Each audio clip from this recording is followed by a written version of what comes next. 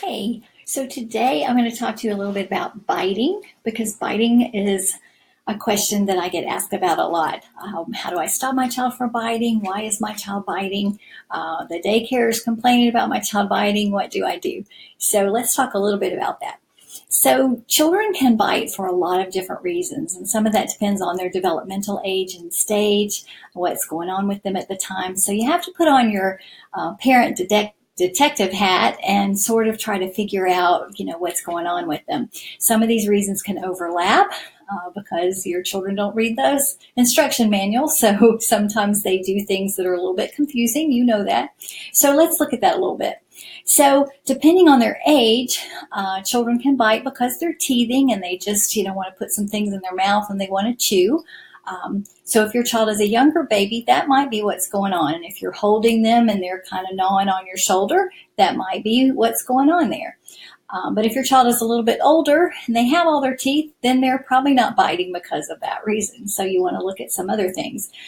They may be biting because they're a little bit frustrated. So a lot of the things that go on with biting come under this umbrella of your children are not really communicating very well yet. So a lot of the age that biting takes place is when children are not really developed in their communication skills yet. So they're not really talking and communicating very well.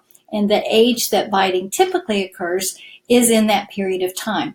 So a lot of these reasons kind of fall in the category of they can't really tell you what they want. So they may be very frustrated. They want something, you've told them they can't have it, they're trying to get to something, you're taking it away, they get really frustrated and they will bite. They might bite you, they might bite another child. They might get really angry. And they're throwing themselves down, they have a temper tantrum. They are, really, they want another toy. A child's got a toy and they want that toy and they're kind of tussling over a toy and they'll bite. So a lot of those kind of things, frustration, anger, they want something, they can't have it. If they were older, they might, have an argument with the child, but because they can't speak yet, they can't really tell you what's going on and they get really frustrated and they will bite because of those reasons, and they can't really tell you what they want. So, the communication skills along with their emotions, kind of go hand in hand and they will bite because they can't really do anything else at the same time. Other behaviors, go along with those too. So they might hit, they might pinch, they might throw something.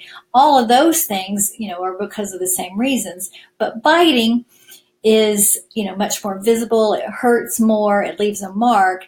And so those, kinds of behaviors, biting behaviors get more attention. But it's all the same. The same kinds of behaviors, are all for the same reasons. But biting, gets much more attention. Another thing is they may feel like somebody's in their personal space. So if a child is a little too close to them and they're a child that really needs some space, maybe they have some, they're shy, they don't like a lot of people around them. If somebody gets too close to them or in their personal space, they may bite because of that. Some children who are a little kind of the same as that, if they get a little overwhelmed or they get overstimulated, they're in an environment that's a little overwhelming to them. Maybe they're in a new environment, or maybe the environment that they're in just gets a little overwhelming to them. It's too bright, it's too noisy, the lights are overstimulating, it's just all kind of overwhelming to them. They may bite in that situation. You may notice that in children who are a little oversensitive or have some sensory integration issues. Not always, it could be just any child, but particularly in those children, they get a little overwhelmed really easily and they may bite because in that situation. Children who are overtired, maybe it's a situation where they didn't get a nap that day, or children who are chronically overtired, children who just don't get enough sleep in general, may bite. But it may be just a day where they just didn't get a nap or they just are particularly cranky and overtired. They may bite in that situation. So those are all kind of some general situations where children will tend to bite.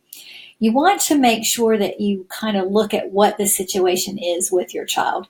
So if you are the person that the child bit, maybe you're holding your child and they bit you on the shoulder, look at, kind of go back and look at what was going on at that time.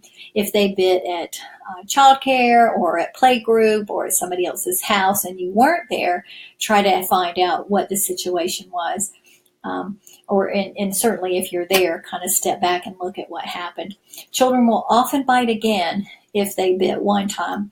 And so if you're looking at trying to prevent a situation, or if they have been biting, you want to look at what's been going on so you can try to prevent that. Now, what do you do if your child does bite? There are lots and lots of things that people will tell you, but this is typically what you want to do. Typically, they will get some really big reaction. So when a child bites, it usually hurts. And so they will get a strong reaction in the beginning. If they bite another child, that child's going to scream. They've gotten a big reaction to begin with.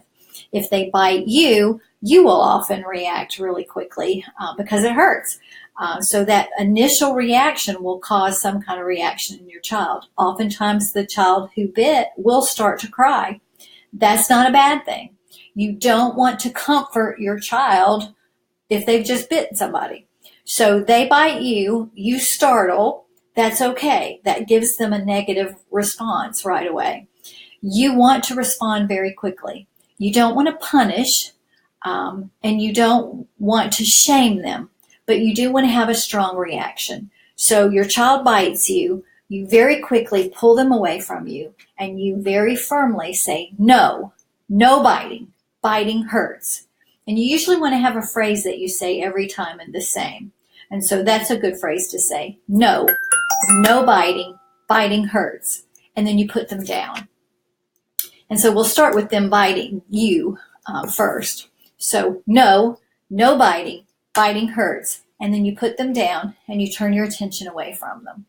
Because you want them to have some kind of a strong reaction where they know that that's not allowed. And it doesn't have to be very long, but just long enough for them to know that's not a good thing. And they might cry because you either startled right away because it hurt, because you bit them, or because you reacted so firmly to them. That's okay. And then put them down and turn away. It only has to be for just a few minutes, but just enough for them to know they did something that wasn't acceptable. And then you can turn around and then you can pick them up. You don't have to give them a big lecture about it. They're very young, and so giving a long logical lecture is not going to make any sense to them at all. You can then just move on. If they bit somebody else, so if they bit another child, that child is going to scream or cry. They might even start to cry. You do the same thing though. No biting. Biting hurts. And you put them down. And then you're going to give your attention to the child that they bit. And you want them to see that you're actually giving your attention to someone else because they hurt someone else. And you do this anytime they hurt someone. They throw a toy, they hit somebody, they did something to someone else. You're going to give your attention to the child that they hurt because you want them to see that what they did was unacceptable. No lectures, no spanking, no, big lecture about anything because they're too young to understand that. But you do want to take your attention away from them and give it to the other child. If you're giving them a lot of attention for something that they did, all they know is they're getting attention for something. Whether it's positive attention or negative attention, they're still getting attention for something. And anytime you give attention for something, it's reinforcing that attention and they will do it again. They're too young to understand the difference in positive and negative. And this happens all throughout childhood. Anytime you give attention to something, you're giving attention and it reinforces it and they will do it again. Same with temper tantrums. Anytime you give attention to that temper tantrum, you're giving your attention to it. They're going to do it again. So ignore that behavior. Give your attention to the child who was hurt. And then in a minute you can say, look, Maddie's crying. She's crying because you bit her. And that's all you have to say. So no biting. Biting hurts. Put them down. Turn your attention to the child that was bit. And then you can say, look, Maddie's crying. She's crying because you bit her. And then we're going to move on. Now, your child might be crying. It's upsetting when you do something like that, when you lose control. And biting is a loss of control. They lost control because they got frustrated. They lost control because they got mad. They lost control because somebody was in their personal space and they didn't know what to do about it. They didn't have the words for it. They lost control because they got overwhelmed. Whatever it was, they lost control. So you then need to help them move on. And so then you can turn on and you can say, okay, what do we want to do now? Do you want to play with this toy? Do you want to play with this toy? Do you want to go here? Do you want to go there? Particularly if your child was overwhelmed in a situation, you can pick them up then, hug them, and move on. You don't need to talk about it. You don't need to do anything about it. Help them move on. Now, are you going to make your child apologize? No. That's unnecessary.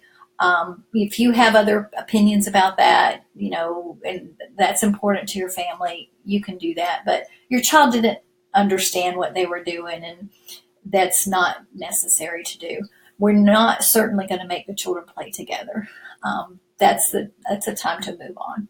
If they choose to then work their way back toward each other and play together, that's fine. But you don't need to make the children play together. The other child is probably scared of your child at that point, and they probably don't want to play together, and you don't need to make them play together. That's probably a time to, go home. And they can, play together at another point in time. So we don't want to make them apologize, and we don't want to make them play together, but you do want to help your child then move on. So, help them move to another activity. Now, in the future, how are you going to prevent this? Well, you need to look at what caused that behavior. So if your child was overtired, then you need to recognize that when your child is overtired, your child is going to lose control. And so you need to recognize that your child needs regular naps. It's important to get, better sleep, and that when your child is overtired, something like this can happen. If your child gets overwhelmed, then you need to recognize that in situations where maybe it's too noisy, it's an unfamiliar situation, your child needs, more comfort or needs to be held close. You need to help your child in a situation like that. So you need to look at what's going on and maybe tell the child's teacher, that the situation is a little overwhelming. Maybe your child needs to have a place where they can go and be by themselves. Maybe they need, even in your own home, if it's a little overwhelming, maybe you need to have a little corner with some pillows and a book where your child can go and be by themselves. Maybe it's at grandma's house and it's Christmas and it was too overwhelming. Maybe you need to recognize that you need to take your child out to be by themselves, at some point in time. So figure out what environment it is that's upsetting to your child. If your child is a little older and hasn't developed their communication skills yet, maybe you need to be working on that, or maybe your child needs a speech and language consultation. So just kind of figure out what's going on and what's happening. If it's happening in daycare and your child's doing it repeatedly, then you may want to talk to the child care teachers and find out, what kind of supervision is going on in the classroom, and maybe your child needs a little bit more supervision to find out, if someone's, needs to be watching out in the classroom a little bit more closely, because stopping the behavior is not the answer. It's intervening and preventing the behavior that's the answer. When should you worry? You should worry if your child is repeatedly biting someone. And usually if a child bites, they will bite, oftentimes, not usually, but oftentimes your child will bite again. And so there may be a little period of time where your child bites, on occasion. And that's not abnormal in toddlerhood and early preschool age. But if they are seeking out other children and being particularly aggressive, not just in biting, but in other areas, then you may be concerned and you may want to get an evaluation with your pediatrician. But it's not uncommon for children to bite in a short period of time, very frequently, for a short period of time. But if it looks like they're being particularly aggressive and you've addressed these issues and they're not getting better, then you may want to seek some help with your pediatrician. But usually you can find whatever it is that's instigating that, and with appropriate intervention, you can prevent that behavior. It is very, very typical in preschool and toddlerhood. Parents get really upset if their child is bitten. Parents get really upset if their child is the one who is biting. You don't want to label a child a biter. It's just, a normal thing that happens in childhood. You don't want to get upset if your child is the one that's biting. It's just something that happens. It doesn't say anything about your parenting abilities. You want to address it for sure, but the big thing that I will say is never, ever, ever bite your child back. You will definitely hear that from a lot of different people. That is not the answer. A child will never understand that if you're telling them not to bite someone and then you turn around and bite them. It's the same as hitting. So do not do that. There are other ways to handle that. I hope this helps you. Let me know if you need any help, and have a great day.